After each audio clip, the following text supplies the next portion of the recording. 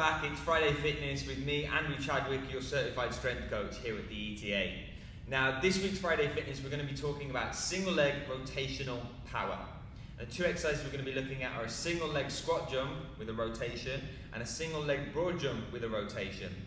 And the reason why we're doing single leg work and we're progressing from a previous video in the series that you'll be able to see the link to is with golfers, we're not just performing the same movement on both sides of the body, and both hips aren't doing the same thing at the same time. And so what I really mean here is when we get to the top of our backswing, you can see I've really loaded up from that left side to the right side, and I'm here and I've internally rotated that right hip. Now as I come down into my through swing, I'm really going to start to drive my hips across and rotate the opposite way. And so we want to be really strong at being able to push back, but also from here, we've delivered the power into that right hip. We want to be able to then drive it into the golf ball. And so we want to get really good at being able to transfer that weight through a powerful kind of meaning. And this is where a single leg squat jump and a single leg rotational broad jump can be really beneficial for golfers. And the one thing that I really like to look at is as we're getting closer and closer to impact, you will see a slight squat jump with a lot of the best golfers in the world. They'll get to the top of their backswing, and as they start to come down, they're driving toward the target, but they're also pushing into the ground. And so we see here that little movement to be able to deliver the hips, but also create that space to drive those hips into. And this is where the single leg broad jump and the single leg squat jump with a rotation can be really beneficial. What I like to see here is athletes get a really good squat position on each leg when they're loading up, and then be able to see them get as much height as possible. Okay? One of the tests that we do, that TPI has taught us, is a squat jump.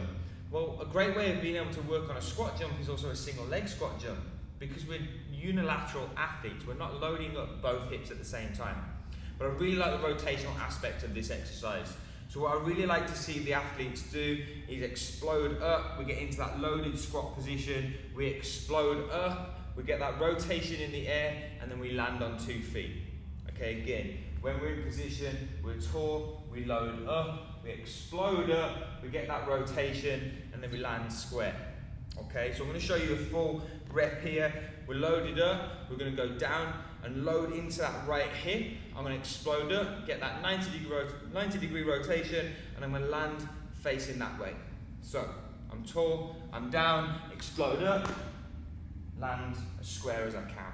Okay, again, opposite side, I'm staying nice and tall. I'm going to load into this left hip, explode up, 90 degree rotation, and land as square as I can, controlling that landing. So again, down, explode up, stick that landing as best as I can. Now I've got a slight over rotation here. That's not a bad thing, but I want to really work on that. Now the second part of this is that single leg rotational broad jump. Well, we don't only just push into the ground vertically, we push into the ground horizontally as well. So what I like to see my athletes do here is load up into the outside of the hip. Now it's really prominent for me because I'm a right-handed golfer, so this is my dominant side. So I really want to be able to see that control once I've loaded up into the outside of that hip, but I also want to see that when I push out, I'm really getting a good extension of the hip to put as much power into the ground as possible and jump out as far as possible while then sticking the landing. So this is what it looks like for a single leg rotational broad jump. Again, I'm loaded up here, I'm going down, pushing out, sticking that landing as best as I can. We really want to see the athlete get as far as possible in that horizontal plane, but also get that rotation and stick that landing. It's about not only producing force, but controlling it as well. If we can't control force, there's no point trying to produce as much as possible. So again, opposite side, I'm loading up, I'm going to load up into that left hip, jump out, stick the landing as best as possible while trying to get as far as I can. So again, I'm here, load up, push, stick that landing. This is a great way of being able to incorporate that unilateral power, both off the dominant and the non-dominant sides, but not only in the horizontal plane, also the vertical. So any athletes that play golf that need to improve their power off their one leg with a rotational aspect to it is a great variation for you. That's this week's Friday Fitness. Go ahead and check it out. Please do implement these exercises into your workout routine and let me know how you get on with them. And we'll be back next week with another Friday Fitness for you. I'm Andrew Chadwick, your certified strength coach. Take care.